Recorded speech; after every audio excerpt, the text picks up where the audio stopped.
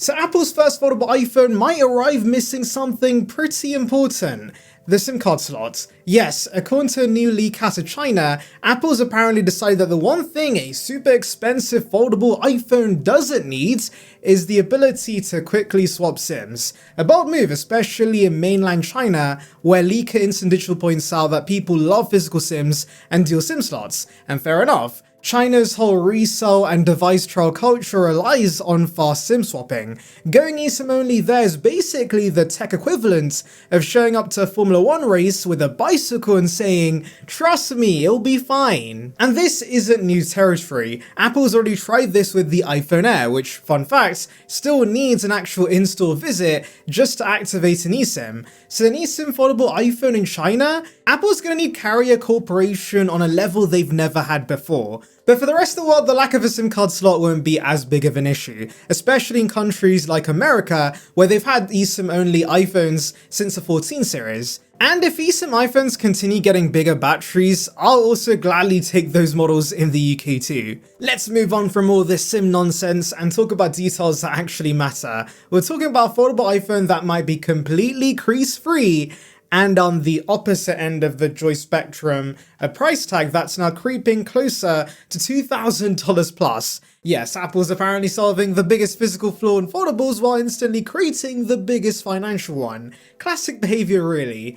Let's start with the crease, because this is genuinely huge news. According to multiple new supply chain reports, including a big one from Chinese site UDN, Apple's officially entered the engineering validation phase, which basically means the prototype is no longer a science experiment and is now something they're preparing to mass produce. And here's the headline: Apple's apparently solved the crease problem, making the first crease-free foldable on the market. If this is true, this is a direct hit to every foldable that currently resembles a Dorito crease after 3 weeks in your pocket. Apple has apparently been obsessively engineering the hinge and display, working with Samsung on the core panel, but designing the lamination method, materials, and structure entirely in-house. And the hinge reportedly uses liquid metal components, allowing for a slim design without permanently damaging the display. This is Apple doing what Apple always does, turning up late to the party, but acting like they own the venue the whole time. Now, before you get too excited, here's the part where your wallet cries.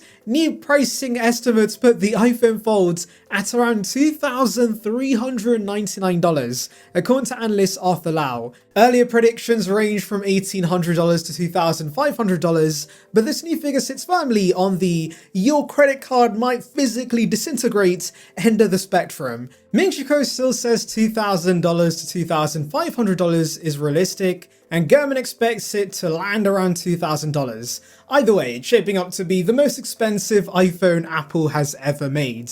Full-on research also says the premium materials, including the hinge and display, are driving the price up, and strangely enough, they also believe this thing could still be the spotlight product of 2026, predicting around 5.4 million sales in its first year. That's a lot of people who apparently have stronger finances than me. Oh, and if you're enjoying this breakdown so far, make sure you subscribe and tap the hype button. It genuinely helps a small channel like mine reach more Apple fans.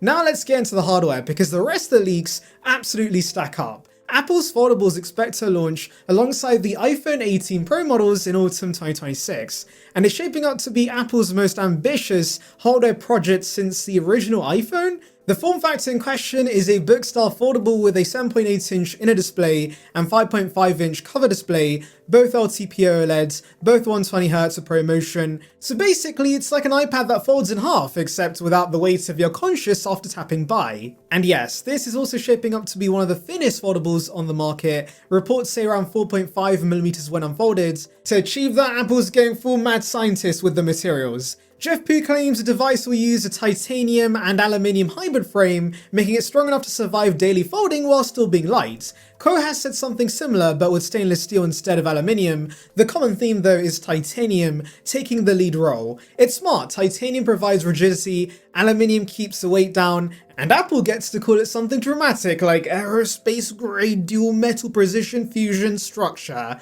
They love that stuff. And while on the structure, one of the biggest design decisions is already confirmed across multiple reports. Touch ID is returning, built into the side button. No Face IDs here, the sensor array apparently doesn't fit into the smaller form factor, so fingerprints are back. Very retro, very iPhone 7 energy. I can already hear the marketing line, Touch ID, reimagined. Some slow motion unlock animation will probably follow. Camera-wise, this foldable is expected to get 4 cameras, a front punch-hole camera, a dual 48MP rear setup, wide and ultra-wide, and a wild 24MP under-display camera inside.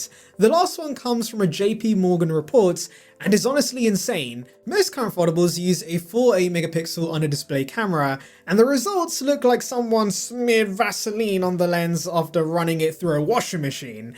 Going to 24MP suggests Apple has cracked the light transmission issues that have plagued everyone else. To get that clarity, Apple's also reportedly using 6 plastic lens elements, which is apparently a big deal for improving sharpness. I'm no camera purist, but even I know 6 lenses under a display sounds like wizardry. There are some compromises though. JP Morgan claims Apple dropped both LiDAR and optical image stabilization on the inner camera to keep the device slim. So if you're planning to film a 4K vlog while sprinting, maybe don't. On the battery side, this thing could be an absolute monster. Multiple sources, including Quo, say Apple's testing capacities between 5,400 and 5,800 mAh, and Instant Digital claims the final capacity will definitely exceed 5,000 mAh.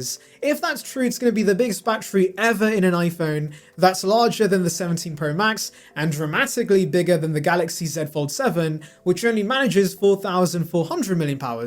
Apple's going big here and it makes sense. Foldables tend to drain battery faster than my willpower when I see a new Apple color rumor. But unlike Samsung, Apple's reportedly going to use a dual cell design paired with a 16nm display driver, much more efficient than the older 28nm chips in current devices. Combine that with the A20 Pro chipset and the 2nd gen C2 modem, and battery life might actually be good for a foldable. Now let's talk about production, because this is where things get real. ET News claims Samsung Display has already begun manufacturing the foldable OLED panels in its Asan factory, not prototypes, actual mass production panels on a line capable of 15 million units per year. Apple reportedly wants 6 to 8 million units for 2026, which is a very Apple move, controlled layout, high demand, maximum hype. It's the same playbook they used with the iPhone X. Foxconn's also preparing for final assembly, reportedly prepping for a manufacturing ramp in late 2025, which lines up perfectly with all the autumn 2026 timelines we've been hearing. As for software, the foldable is expected to run a hybrid UI, something between iOS and iPadOS. Think multitasking, floating windows, split view, proper scaling, basically the dream of an iPad mini that fits in your pocket without needing cargo trousers. There's even talk of this becoming a true productivity device, ideal for creators, students, and anyone who wants to edit, research, script, reply, and scroll without juggling 2 devices. Could it replace both your iPhone and iPad mini?